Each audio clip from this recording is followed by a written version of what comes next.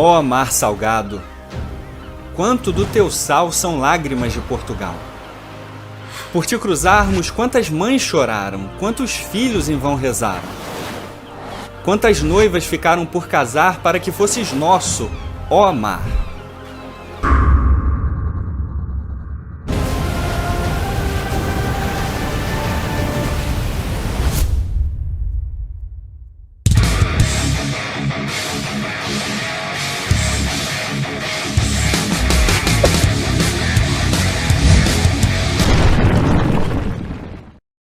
Chutar os mouros de Portugal. Concluído. Arrebentar os castelhanos. Concluído. Ser a primeira nação da Europa. Concluído. É muita moral, mano. Só que ainda tinha um monte de espanhol aqui e um monte de mouro aqui e aqui. Então isso aqui poderia virar isso aqui de novo ou isso aqui. E para isso não acontecer, eles precisavam disso e disso. Mas eles quase não tinham isso e muito menos isso. Mas aqui tinha isso. Muito disso. Mas para chegar aqui, eles tinham que passar por aqui ou por aqui e incomodar esse monte de gente aqui. E agora? Pergunta Dom João I. O seu próprio filho daria uma resposta inacreditável que mudaria a história de Portugal e do planeta. Ele, o professor Xavier Lusitano, o Aquaman português, Infante Dom Henrique. O plano dele chocaria o mundo, navegar os oceanos. Ignorando todos os riscos e temores da época, ele colocaria Portugal como líder de uma nova era global.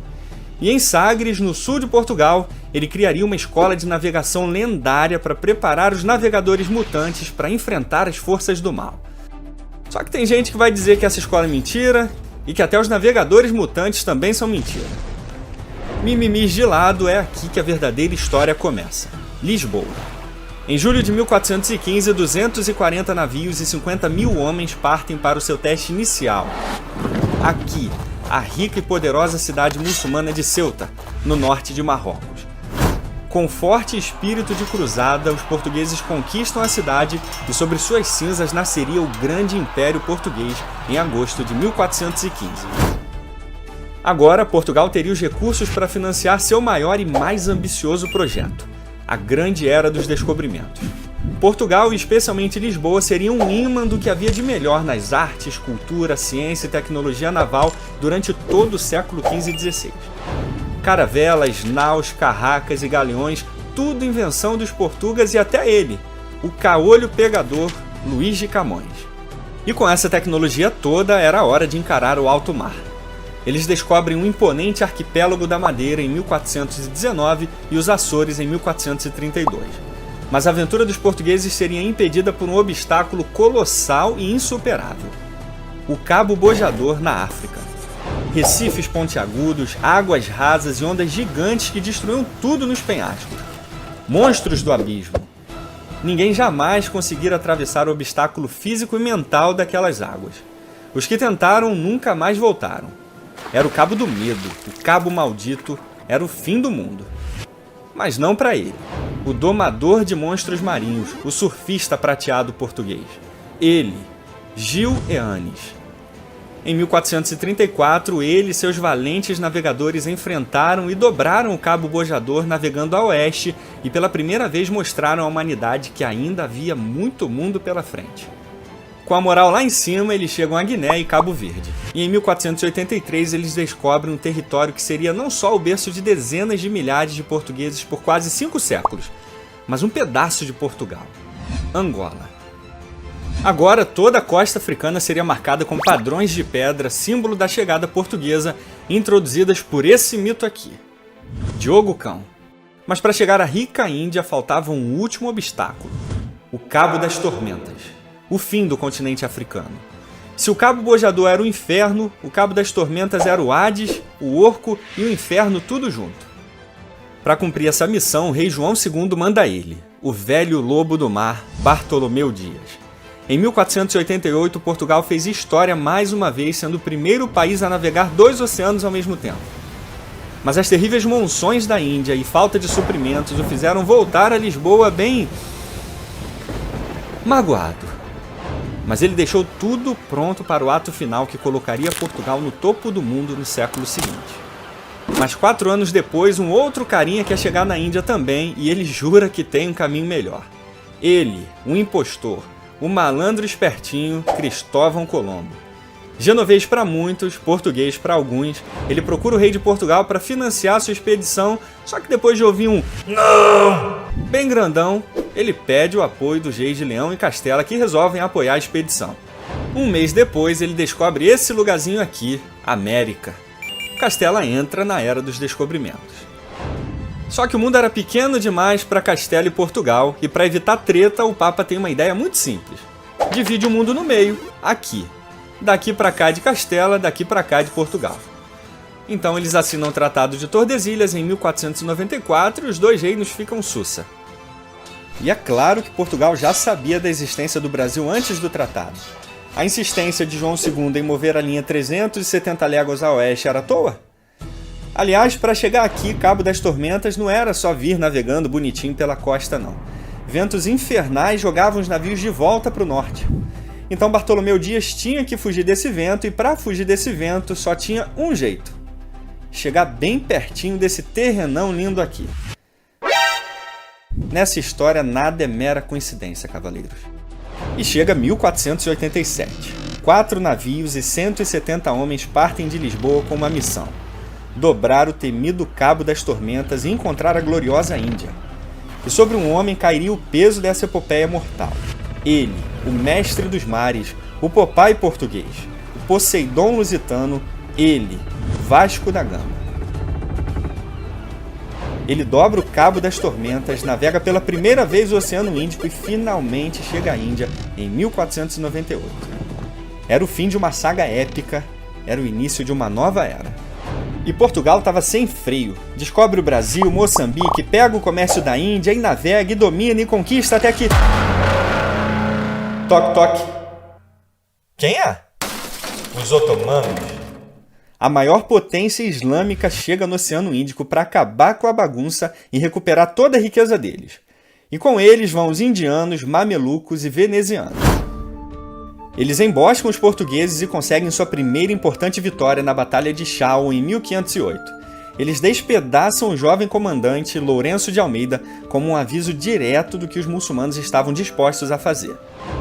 Só que tinha um probleminha nisso aí. O jovem morto era filho do vice-rei de Portugal, Francisco de Almeida. Ele tinha uma ordem direta do rei: atacar o Mar Vermelho. Mas Almeida ignora a ordem. A sua vida agora só teria um objetivo: vingança. Ele reúne 17 dos seus melhores galeões e parte para a ilha de Dio, onde a frota de 200 navios muçulmanos estava. Mas ele não queria pegar os muçulmanos de surpresa. Ele manda uma carta com um aviso claro das suas intenções: eu estou chegando para destruir vocês. Em 1509, Francisco de Almeida chega a Dio e com apenas 17 navios destrói 200 e mata mais de 5.000 muçulmanos e espalha seus membros pelos portões da cidade. Foi uma carnificina brutal e macabra que nunca mais seria esquecida. Até onde iria um pai a vingar seu filho? Os muçulmanos estavam prestes a dominar o mundo no século XVI, mas essa perspectiva afundou completamente no Mar de Dio. A Batalha de Dio quebrou o mundo muçulmano no meio, sendo considerada uma das batalhas mais importantes a mudar o curso da história. Agora, Portugal era o mestre definitivo dos oceanos, graças a Francisco de Almeida. Mas agora era guerra declarada: portugueses versus otomanos. Mas Portugal tinha a mais poderosa marinha da época e também tinha ele, o casca-grossa, o leão do mar, o terror do Índico, Afonso de Albuquerque. Com a sua liderança, os portugueses desenvolvem insuperáveis fortalezas oceânicas e com as melhores armas, canhões e navios da época são capazes de vencer batalhas inacreditáveis. Olhem só isso aqui, cavaleiros. Batalha de Coxim, 1504. 130 portugueses contra 80.000 indianos. O primeiro cerco de Dio, 1538. 600 portugueses contra 20.000 turcos e indianos. O cerco de Mazagão, 1562.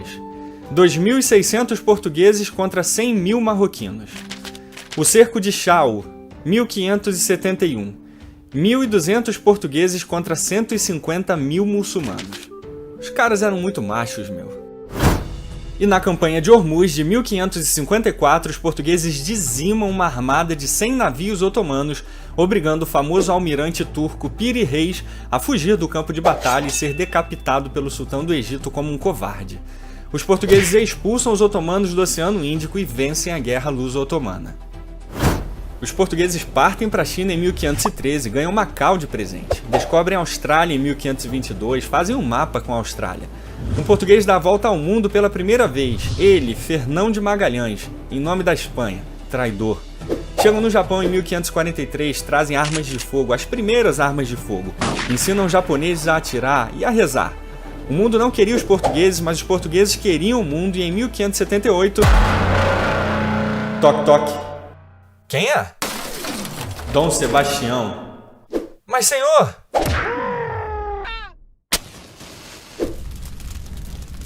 Peraí, tem alguma coisa errada aqui. Ele tinha um sonho, acabar com o Islã. Ele tem 12 mil cavaleiros, ele invade o Marrocos. Mas o Marrocos tinha mouros, muitos mouros, 100 mil mouros. Começa a Batalha de Alcácer Quibir em 1578. Dom Sebastião desaparece. Mas tudo bem, reis brabos morrem em batalha contra exércitos gigantes, são abduzidos, evaporam, viram lenda. Mas deixam filhos, herdeiros para limpar a bagunça. Menos ele, Dom Sebastião, que não deixa filho, nem filha, nem nada. Portugal fica sem rei, quebrado. Mas tinha ele, Filipe II, metade português, rei da Espanha, que pode ser rei de Portugal e que vira rei de Portugal, que cria a União Ibérica, que ferra Portugal. A Espanha era Espanha, apanhava de todo lado e deles, ingleses e holandeses. Agora as tretas da Espanha eram tretas de Portugal. Os holandeses querem o Oceano Índico, eles invadem o Oceano Índico, detonam Portugal, que perde o Índico. Agora os holandeses querem o Brasil, mas o Brasil era dos portugueses. Então Portugal se separa da Espanha em 1640 com a dinastia de Bragança, que quebra os holandeses no Brasil. Mas a União Ibérica detonou o Império Português, que nunca mais foi o mesmo. E para completar o caos, em 1º de novembro de 1755, o Império tremeu na sua alma. O terremoto de Lisboa deixou a glória do grande Império Português sob cinzas, lama, cadáveres e à beira da falência. E sobre Marquês de Pombal cairia a responsabilidade de reconstruir Lisboa em toda a sua glória. E foi sob a liderança dele que Portugal se tornou o primeiro país da Europa a abolir a escravidão em seu território. Mas a situação de Portugal continuava ruim e para piorar mais ainda, em 1803 surge ele, o cavaleiro da União Europeia, o fantasma do Brexit, ele, Napoleão Bonaparte. Ele toma a Europa inteira, mas quando chega aqui, Dom João VI vaza para o Brasil numa retirada estratégica para reagrupar. Ou porque estava com medo mesmo, mas a primeira opção é mais épica. E a partir daí, a história do Brasil e de Portugal se torna uma só. O que acontece no Brasil afeta Portugal e vice-versa. O Reino Unido de Portugal, Brasil e Algarves, Revolução do Porto, Independência do Brasil, Guerra Civil Portuguesa, tá tudo conectado e aqui na História do Brasil eu expliquei tudo isso. O link do vídeo tá aí na descrição. Mas o caos já tinha tomado conta de Portugal. Algumas décadas depois, o rei Dom Carlos de Bragança e seu herdeiro, Luís Filipe, são assassinados por republicanos em plena Praça do Comércio em Lisboa. Manuel II, seu filho e último rei de Portugal, seria expulso do país em 1910, terminando assim com a monarquia que durara quase 8 séculos. Com esse golpe, a monarquia cai e é substituída pela República Portuguesa em 1910, que apenas 23 anos depois do seu surgimento implantaria a ditadura do Estado Novo em Portugal. E sob a República, Portugal lutaria e venceria a Primeira Guerra Mundial junto aos aliados. Mas os portugueses ainda teriam mais uma guerra, uma das mais importantes e mortais da sua história. A Guerra Colonial Portuguesa, oficialmente chamada de a Guerra do Ultramar. Angola, Guiné-Bissau, Moçambique, Estado da Índia querem independência e a força. Em Angola, partidos separatistas como o MPLA e UNITA iniciam uma matança de civis portugueses e angolanos. Mas ele não cede à pressão. Um dos homens mais influentes e inteligentes que o país já produziu, mas ao mesmo tempo polêmico e controverso. O arquiteto do Estado Novo, Antônio de Oliveira Salazar. Usando o braço forte da lei, ele dá uma resposta enérgica à chacina em Angola. Para Angola, rapidamente e em força. E para incentivar a população a lutar pelo território que sempre consideraram seu, eles criam o famoso grito Angola é nossa. Foram 14 anos de batalhas sangrentas que mataram milhares de pessoas e levou Portugal à beira da falência. Anos de conflito e uma queda grave abalaram a saúde de Salazar, enfraquecendo o Estado Novo. Aproveitando o momento, uma nova revolução surge em Portugal que colocaria fim à ditadura. A Revolução de 25 de abril de 1974. Esse novo regime republicano põe fim à Guerra do Ultramar, permitindo a independência dos demais territórios portugueses a partir de 1975. Os portugueses saem de Angola, mas imediatamente o país entra em uma guerra civil ainda mais sangrenta, que só terminaria em 2002, 27 anos depois da sua independência, com a vitória do partido MPLA sobre o UNITA. Mas o fim do Império Português só se daria décadas depois, com um acordo diplomático entre China e Portugal, resultando na entrega de Macau em 1999 aos chineses. O primeiro e último Império Europeu moderno chegara ao fim. Uma história milenar de coragem, determinação e teimosia os fizeram derrotar gigantes. Um povo pobre, pequeno, isolado do mundo encontrou no mar sua esperança, sua vida, sua riqueza e seu lugar eterno na história como os grandes descobridores do mundo. Mas isso só foi possível com sacrifícios, com vidas perdidas. E quantas vidas foram perdidas por esse sonho? Mas a pergunta é: valeu a pena? Tudo vale a pena quando a alma não é pequena.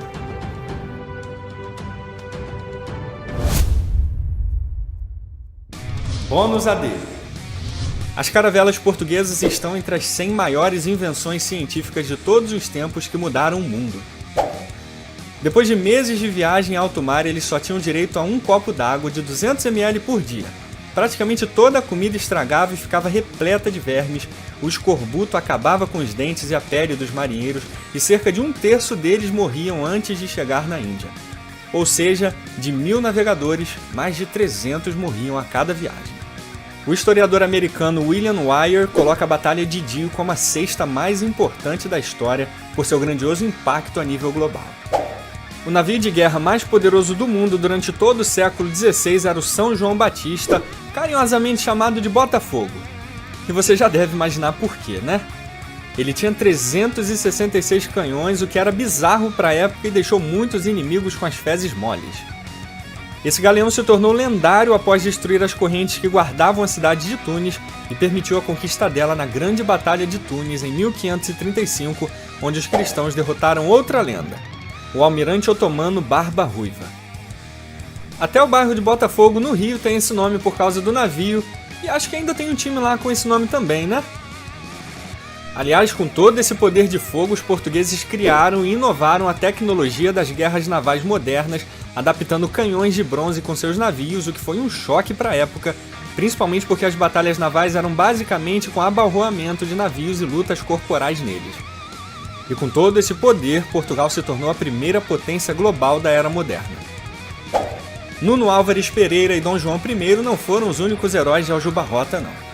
Portugal também tinha ela, a Capitã Marvel portuguesa, a Diana Lusitana, a Padeira Louca, Brites de Almeida. Sozinha ela matou 5 castelhanos com uma pá e depois assou os caras no forno. Se a Espanha nunca mais invadiu Portugal, agora você já sabe por quê. E muito obrigado aos meus cavaleiros apoiadores pela confiança e honra em me ajudar a continuar produzindo vídeos com a melhor qualidade possível. Por isso lhes apresento os Cavaleiros do Império AD. Jander Almeida, Salomão Souza, Isaura Lima, Estevão Fornari, Francisco Antônio, Jeová Peçanha, Lucas Nowick, Anderson Marco, Arilson Onésio, Gabriel Hernandes, Eigler Rocha, Luque, Carlos Pereira, Pedro Lima, Lucas Gonçalves, Denilson Moisés, Rafael Galotti, Rafael Espíndola, Chagas Cardoso, Pedro Veloso, Paulo Oliveira, Marcelo Marcuso, Gilcimar Lira, Francisco Lucas, Vitor Narita, Thiago Leão, Luiz do Vale, Adrian de Oliveira, Daniel Quirino, Jair Belmonte, Eric Passos, Sérgio Bordalo, Danilo Laureano, Joelma Lima, Fabrício Radatz e Leandro Farias. Muito obrigado a vocês pelo apoio maravilhoso que vocês dão ao canal. E se você desejar e puder ser um apoiador também, sua ajuda será muito apreciada e bem-vinda. É só clicar no Apoia-se aí na tela ou na descrição, escolher seu ranking de cavaleiro e receber recompensas exclusivas. Sem mais, vejo vocês na nossa próxima saga e, por hora, adeus!